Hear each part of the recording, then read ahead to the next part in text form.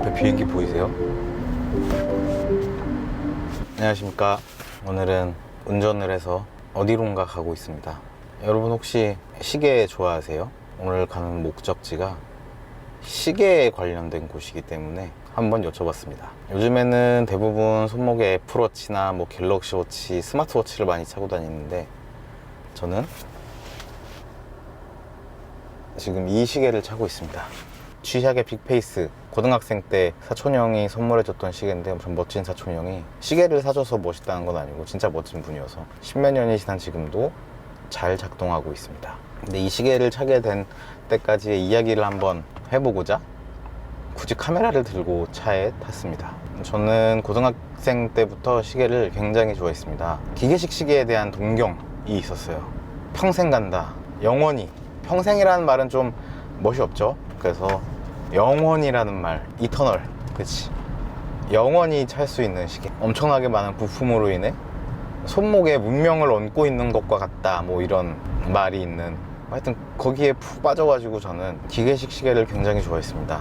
그래서 꼭 기계식 시계를 하나 사서 차고 다니겠다라는 이제 다짐을 했었고요. 제가 이제 처음 갖게 된 시계는 고등학교 3학년인가 2학년 때였던 것 같은데, 부모님이 사주셨던 세이코 알바의 그 메탈 시계였는데, 시계 안에 청판이고 지도가 그려져 있는 시계였습니다. 또 이제 시계에 그런 명언이 있죠. 첫 시계는 절대 버리면 안 된다는. 그래서 저는 그 시계를 굉장히 소중히 여기면서 아직까지도 집에서, 집 서랍에 고이 간직하고 있습니다. 여튼 그렇게 하고 군대에서는 누구나 차는 카시오의 시계를 찾고요. 그리고 때마침 저기 휴가 나온 군인분이 보이네요. 이제 20대 중반 알바를 하고 어쩌다 직원까지 하고 그만둘 때 저는 퇴직금을 받게 되었습니다. 퇴직금을 받고 나서가 아니죠. 받기 전부터 그래, 난 퇴직금을 받으면 시계를 사겠어 라는 아주 호기로운 다짐을 합니다.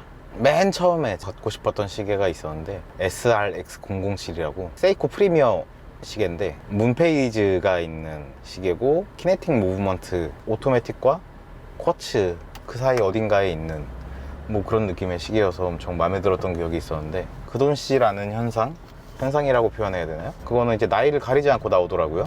그래서 저는 처음에 이제 세이코 프리미어에서 시작을 했다가 티소의 르로클, 해밀턴 재즈 마스터 이런 걸 가다가 뭔가 성에 안 차는 느낌이더라고요. 그러다가 이제 생각한 게 오리스였습니다.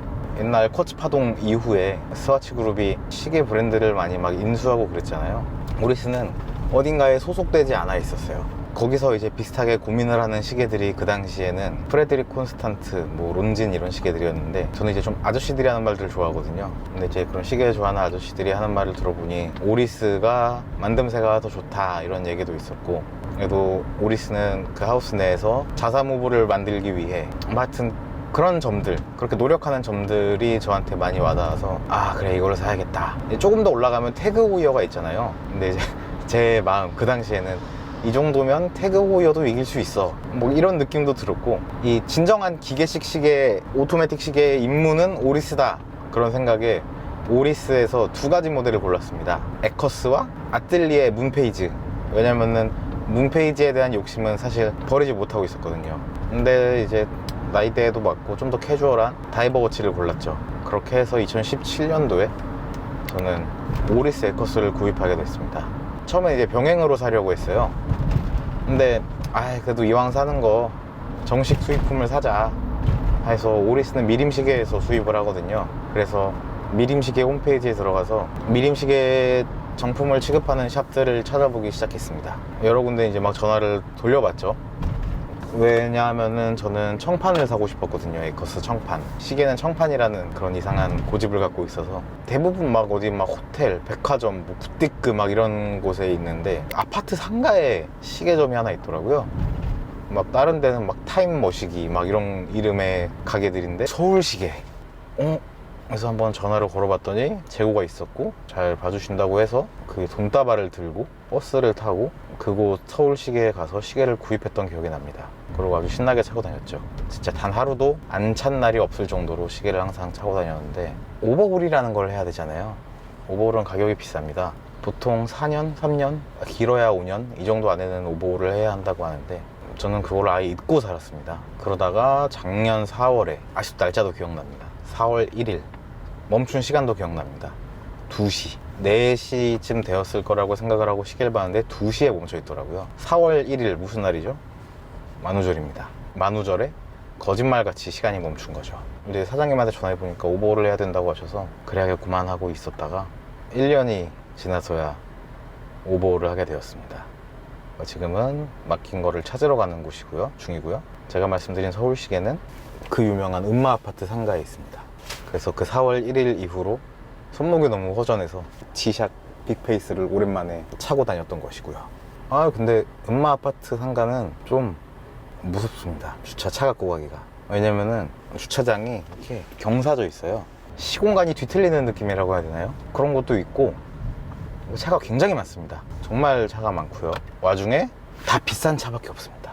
뭐 제네시스, BMW, 벤츠. 여기 신호등이 고장난 모양입니다.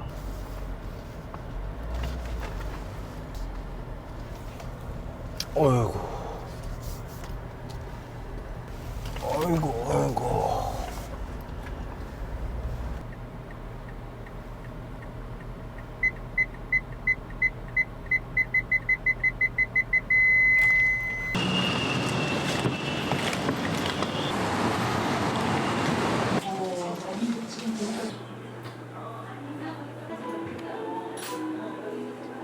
다음에 또 오겠습니다. 예, 수고하세요. 예.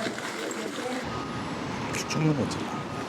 오랜만에 시계를 다시 이제 찾는데 살이 쪘는지 시계가 좀 작아서 한 칸 좀 늘려주셨습니다. 예, 뭔가 사무실 가서 카메라 틀고 하는 게 좋을 것 같네요. 저는 정준일의 바람이 있는 앨범 4집인가요? 1집, 2집, 3집인가? 여튼 바람이 있는 앨범을 들으면서